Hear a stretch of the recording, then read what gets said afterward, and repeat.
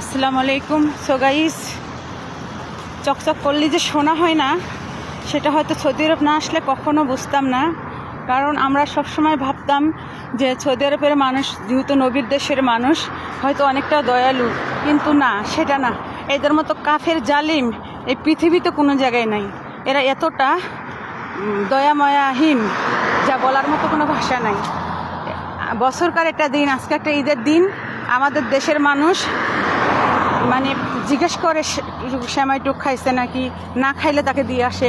কিন্তু এখানকার মানুষ, এরা মনে করে টাকা দিয়ে মানুষ বসায় রাখবো, এদের কাজ করাবে, অথচ বাইরের থেকে আবার মানুষ হাওলাত করে আনবে, তাদেরকেও কাজ করাতে হবে। তো এটাই আসলে সৌদি আরবদের মানুষের নিয়ম। এরা মানুষ বলতে এদের ভিতরে কিছু নাই। তো দোয়া করবেন, পাশে থাকবেন। বিশেষ করে যে বাসা বাড়িতে যে বোনগুলো কাজ করে, তাদের কষ্টের কোনো সীমা নেই। ঠিক আছে, তো ভালো থাকেন। আসসালামু আলাইকুম।